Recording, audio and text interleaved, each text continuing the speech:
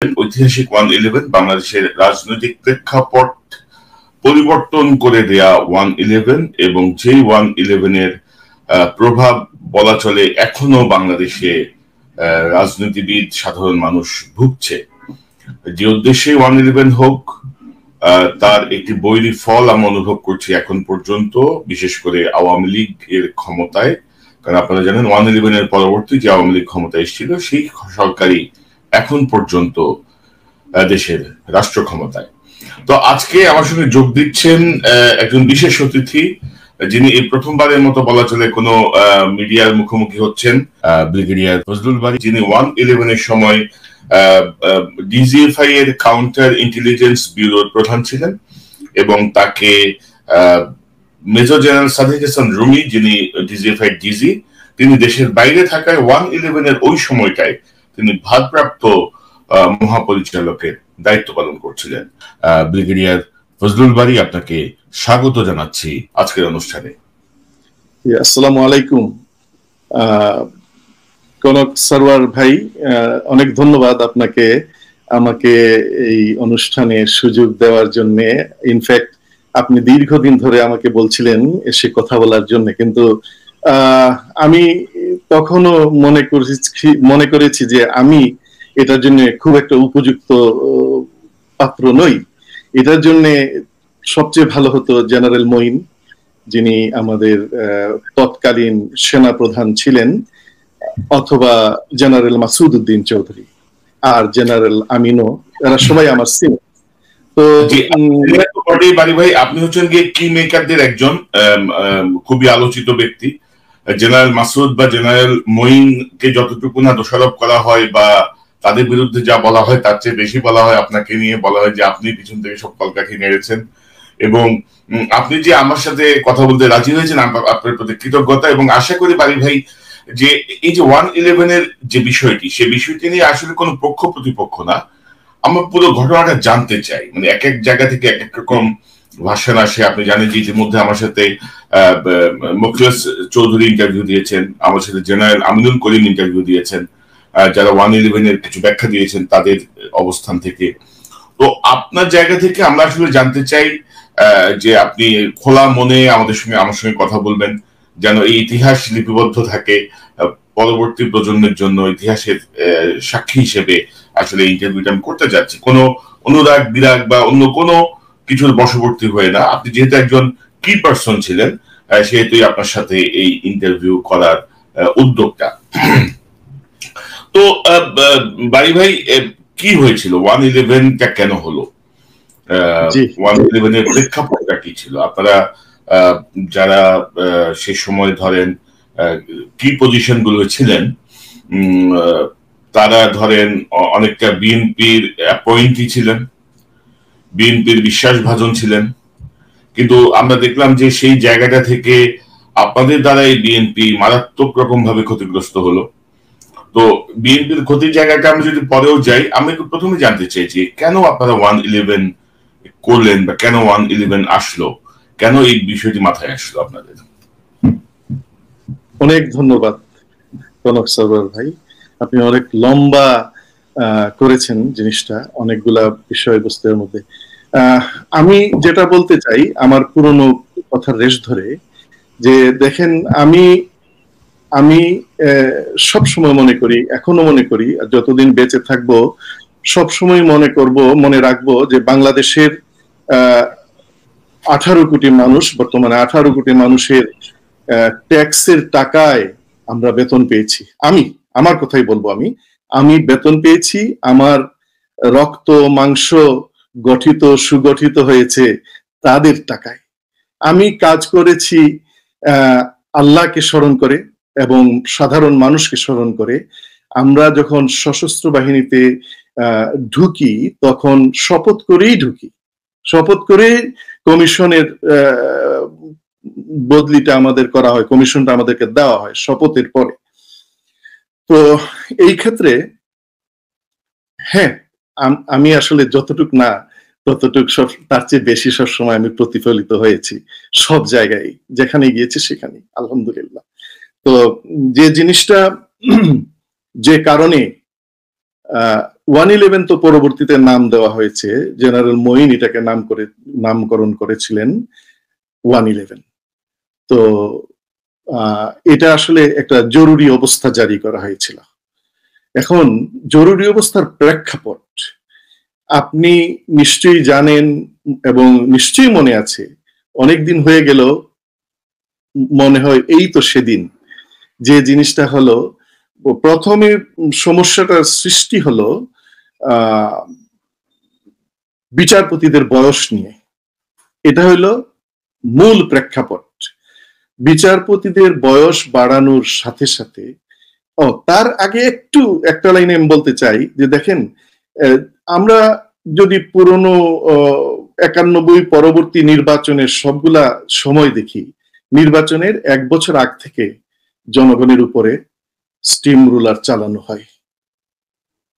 আপনি flashback your memory, প্রতি সময় আপনি দেখবেন 1 বছর আগে থেকে শুরু হয়, একটা দুইটা ইস্যু ধরে, এমন ইস্যু যে এটা আলোচনা করে শেষ করা যায়, কিন্তু ওই পুরনো স্টাইলে মানে মনে হয় জনগণ শত্রু হয়ে গেছে। সেটা বিরোধী দল হোক, মানে যারই বিরোধী দল হোক, যারা রাস্তাঘাটে মারপিট করেছে তাদের বিরোধী পক্ষকে সব সময় মারপিট করেছে। এটা মনে চোর ডাকাত এইরকম টাইপের মানুষ প্রতিবাদ করতে আসলেই এই মারামারিটা খায়। আচ্ছা, তো এখন ওই সূত্র ধরে, বয়স বাড়ানোর সূত্র ধরে দেখা গেল যে KM হাসান সাহেবের নাম আসে, এবং KM হাসানের ব্যাকগ্রাউন্ড ছিল একটু বিএনপি ঘরানার, এবং উনি নাকি আন্তর্জাতিক বিষয়ক সম্পাদক ছিলেন কোনো এক সময়ে, তারপর রাষ্ট্রদূত ছিলেন, ইত্যাদি ইত্যাদি। তারপরে রাজনৈতিক কর্মকাণ্ড চলতে থাকে। এটা স্বাভাবিক, যে কোনো দেশে রাজনৈতিক কর্মকাণ্ড স্বাভাবিকভাবে চলবে। বিরোধী দল, সরকারি দল, রাজনৈতিক দল সমূহ তাদের কৌশল অবলম্বন করবে। তারা কথা দিয়ে হোক, বুদ্ধি দিয়ে হোক, মেধা দিয়ে হোক, যেভাবে হোক তারা নিজেরা ক্ষমতায় যাইতে চাইবে। এটাতে ডিজিএফআই এর মাথা ঘামানোর কোনো ব্যাপারই না। তবে হ্যাঁ, ডিজিএফআই সবসময় সব জিনিসের উপরেই একটা নজর রাখে। এটা নজর রাখে, নিজেদেরকে অ্যাব্রেস্ট করে রাখে যে সিচুয়েশন কোন দিকে যায়, কি হয় না হয়। তো রাজনৈতিক ব্যাপারটা যদি আমি খুব তাড়াতাড়ি একটা রানডাউন দেই, দেখেন অক্টোবর, নভেম্বর, ডিসেম্বর 3টা মাস লাগাতার হরতাল, অবরোধ ইত্যাদি চলছে। এটা তো আমাদের তেমন আগ্রহ ছিল না, বাট হচ্ছে, আন্দোলন সংগ্রাম হচ্ছে, মিছিল হচ্ছে, মিটিং হচ্ছে, নির্বিবাদে হচ্ছে। তো পয়েন্ট যেখানে রাজনৈতিক কর্মকাণ্ড, এর মধ্যে দেখেন আমরা নিজেরা, আমাদের রাজনীতিবিদরা সমাধান করতে পারেন নাই। আসলেন কে? রিচার্ড বাউচার 3 বার আসলেন মার্কিন যুক্তরাষ্ট্র থেকে। রিচার্ড বাউচার 3 বার গেলেন। তারপরে আসলেন জাতিসংঘ থেকে ক্রেগ জেসি, সম্ভবত একবার গেলেন। তো এইরকম ভাবে দেশ থেকে বিদেশ থেকে আমরা সবাই দেশের মুখ উজ্জ্বল করি। রাষ্ট্রদূত তারা তখন, বিশেষ করে 4টা দেশের রাষ্ট্রদূত, 15টা দেশের রাষ্ট্রদূত, কফি ক্লাব, তারপরে ওয়েনেসডে ক্লাব, নানান নামে তারা অবহিত, এবং অনেকেই গিয়ে তাদের কাছে ধর্ণা দিতে থাকলেন বিবাদ মিটানোর জন্য। এটা চলতে থাকলো। এটা তো আমাদের কোনো আপত্তি নাই। আমাদের যখন আমরা এইভাবে যখন শুরু হলো, এর সাথে সাথে শুরু হলো মারপিট। প্রতিদিন আমি বলবো না, কিন্তু প্রতি সপ্তাহে 2টা, 3টা, 4টা, 5টা ডেড বডি রাস্তায় পড়ে। হয় পুলিশের গুলিতে পড়ে, নয় পিটুনিতে পড়ে। তো এটা তো রাজনৈতিক সংগ্রাম ছিল, এখানে ক্রাইম ছিল না। তো যখন মারামারি পিটাপিটি শুরু হয়, এটা হইলো ক্রাইম। তার মানে আমরা যদি 2টা সেগমেন্টে ভাগ করি, একদিকে রাজনীতি আর একদিকে ক্রাইম হচ্ছে। আর সেই সাথে এই ক্রাইম এবং রাজনীতির যে ধারায় চলছিল, সেটা যদি আমরা দেখি, তাহলে দেখা গেল স্কুল কলেজ বন্ধ।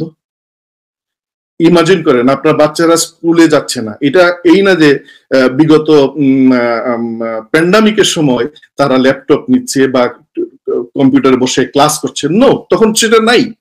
তখন কি হলো, বাচ্চারা ঘরে বসে বসে এই নিজেরা ডাঙ্গুলি খেলতেছে, এগুলো স্কুল, কলেজ, ইউনিভার্সিটি সব বন্ধ, রাস্তাঘাট বন্ধ, হরতাল, ধর্মঘট, অবরোধ, একটা দেশের ভাবমূর্তি কোথায় যায়?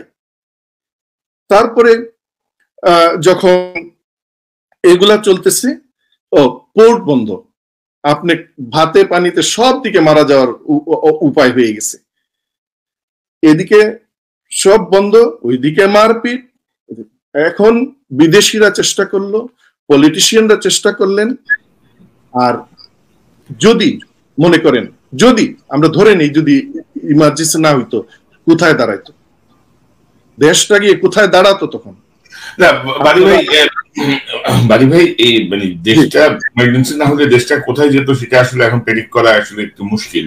তবে আমি যদি বলি যে বাংলাদেশে ধরেন যে রাজনৈতিক এই হানাহানি তো ছিলই, এবং 90 পরবর্তী কিন্তু প্রতিটা নির্বাচনের আগে সংঘাত, সংঘর্ষ, আন্দোলন, এবং আপনি জানেন যে 96 সালে আওয়ামী লীগ 176 দিন হরতাল করেছে তত্ত্বাবধায়কের দাবিতে।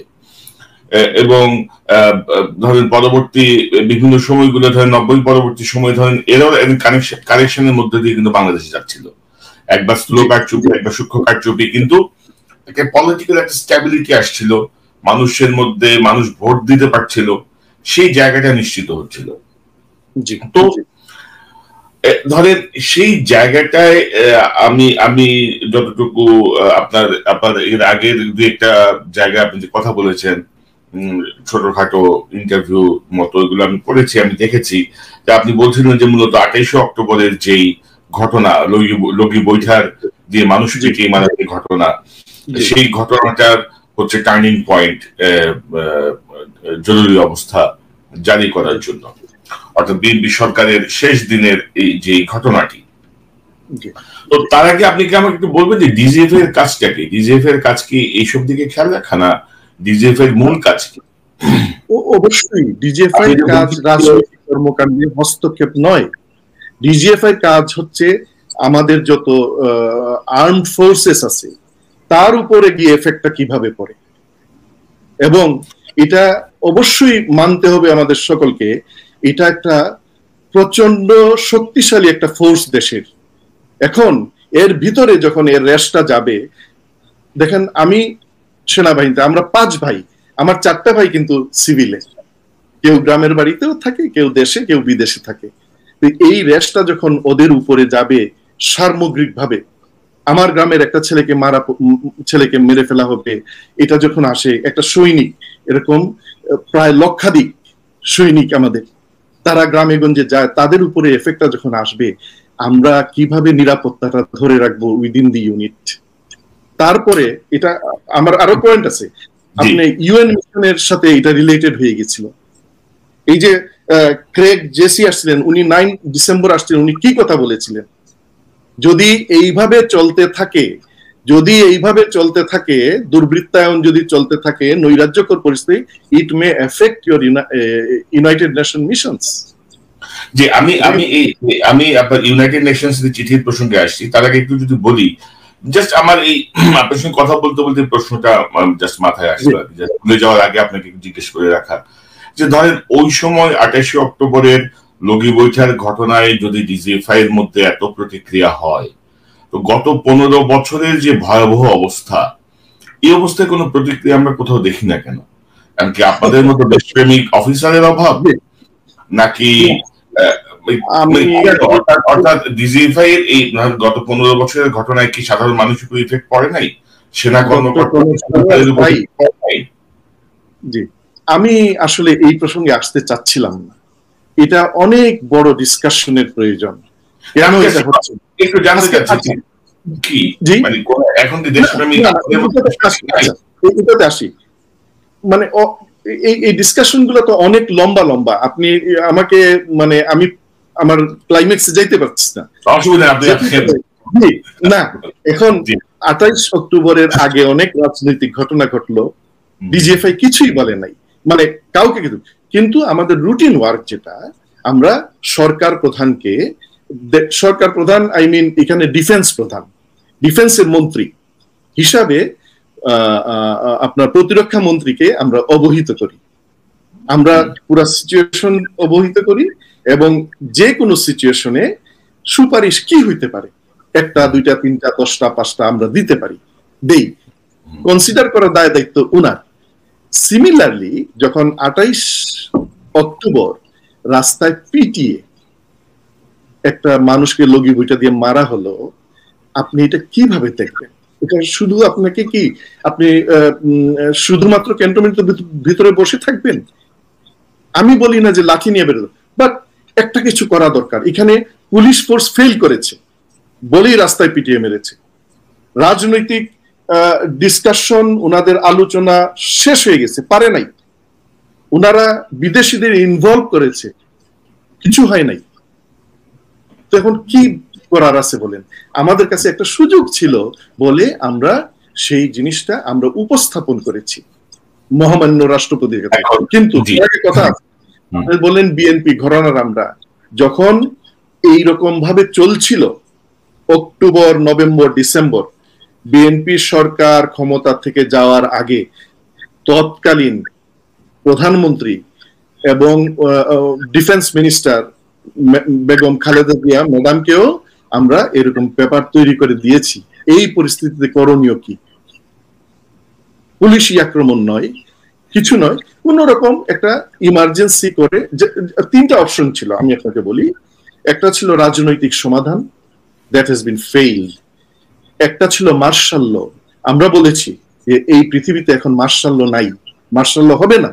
মার্শাল ল দিলে কেউ আপনি within the constitution there is constitutional framework, there is ধারা হচ্ছে 161 অনুযায়ী আপনি ইমার্জেন্সি দিতে পারেন।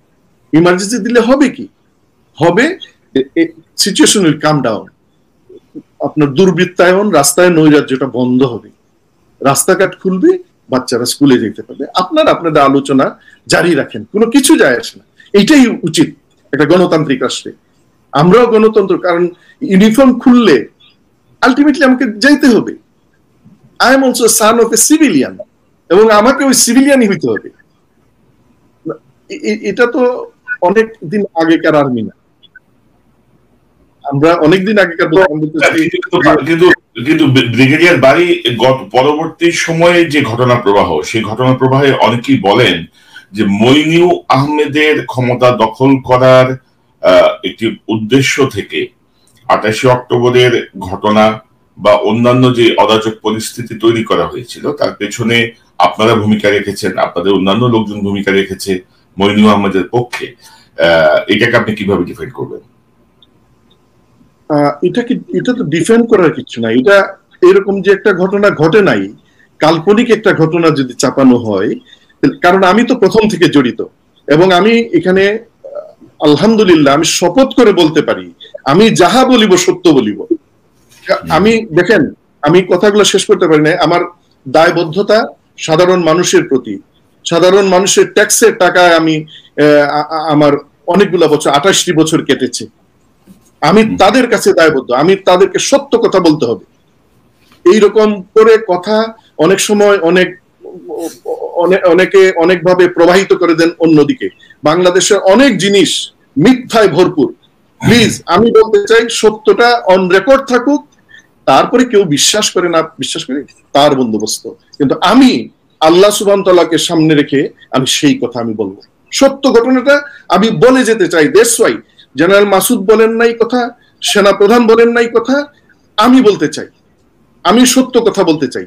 এর মধ্যে আপনাদের আগের যে চিন্তা ভাবনা থাকুক বা অনেক জিনিস কনকক্টেড থাকুক, জেনারেল মঈন এর মধ্যে ইনভলভ না। আই টেল ইউ, এটা আমি বলতে ধরেন যখন একটা এইরকম একটা বড় ঘটনা ঘটে, ডিজি কে আমরা বলেছি যে আপনি ডাইরেক্টরদের নিয়ে বসুন। ডিজি ডাইরেক্টরদের নিয়ে বসেছেন, ইন এডিশন উনি আপ টু গ্রেড 1 স্টাফদেরকে নিয়ে বসেছেন। সবাই আমরা ছিলাম, আমরা যার যার মতামত আমরা দিয়েছি যে এই সিচুয়েশনে কি করণীয়। এই 3টা পয়েন্ট আসছে, আমরা এই 3টা পয়েন্ট ফর্মুলেট করে সিচুয়েশন কি ছিল, এই সিচুয়েশনে কি কি করণীয়, এইটা আমরা দিয়েছি। আমরা সাপোর্ট করেছি জরুরি অবস্থার জন্য। গেল ম্যাডাম থাকা অবস্থায়, অর্থাৎ বিএনপি রাজনৈতিক দল থাকা অবস্থায় এটা করেনি। আমি পরবর্তীতে জানতে পেরেছি যে এটা হয় সালাউদ্দিন কাদের চৌধুরী নয় জনাব মওদুদ আহমেদ, ব্যারিস্টার মওদুদ, এই দুইজনের একজন অপোজ করেছিলেন। উনাদের ধারণা ছিল যে যদি জরুরি অবস্থা হয় আর্মি এসে ক্ষমতা দখল করে দিবে। এরকম কোনো কিছু, আমি আপনাকে দায়িত্ব নিয়ে বলি, ইমানি দায়িত্ব নিয়ে বলি, এরকম কোনো কিছু ছিল না ক্ষমতা দখল করার।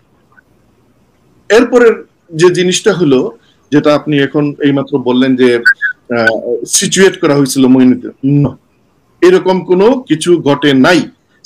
একটা প্রমাণ, এটা যখন আপনি বললেন আমি ডিফেন্ড করতে হলে আমাকে একটা প্রমাণ দেন, আমি সেটা বলবো যদি আমার জানা থাকে। এখন আমি রিকোয়েস্ট করেছি যে গো টু দ্য কি বলে অনারেবল প্রেসিডেন্ট। আমি আমার সেনা প্রধানকে বলেছি, আমি ইভেন আমি এয়ার চিফের কাছে গিয়েছি, আমি গিয়েছি নেভাল চিফের কাছে।